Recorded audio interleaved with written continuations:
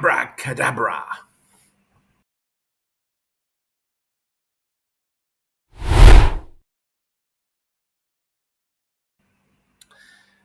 We human beings are such a superstitious lot.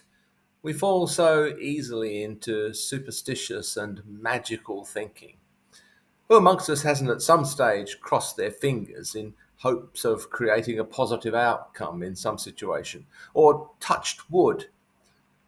Or who hasn't been afraid sometimes that we might jinx something if we say something positive about an event that's not yet finished, not yet complete? For a football match, for example, and one of our friends says, "Yes, yes, we're going to win," and we turn to them and say, "Don't jinx it. Don't jinx it." Somehow we believe that our little actions of crossing fingers, touching woods, daring to say something positive are going to actually affect the outcome of events. Well, I think religion is just superstition and magical thinking writ large and shouted from the mountaintop. It's not surprising that religions arise when we think about how superstitious we are and how we tend so easily to adopt magical thinking. We think often that just by the power of our thought or our belief, our conviction, we might somehow be able to change the outcome of an event. I mean, we might think that even sometimes when we're watching a football game or a quiz show or something which is actually recorded and took place ages ago, but we sit there with clenched fists just trying to will a positive outcome. We do indeed slip so easily into this frame of mind, and I'm certainly not immune to it myself.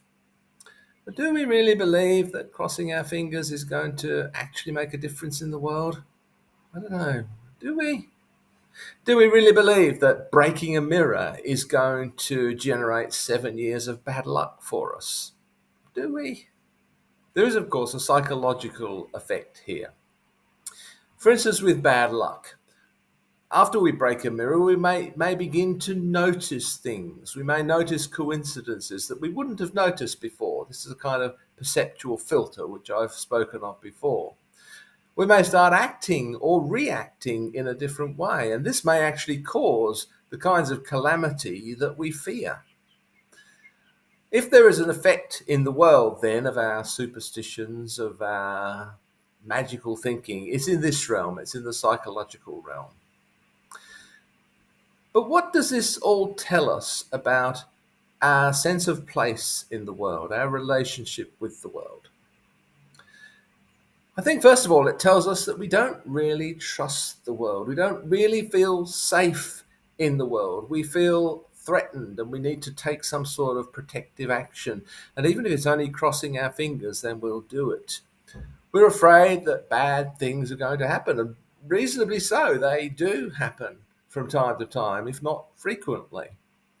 So we don't feel safe in the world, and we feel we need extra protections beyond the practical ones that we might take. So we cross our fingers, we touch wood, we sacrifice a goat.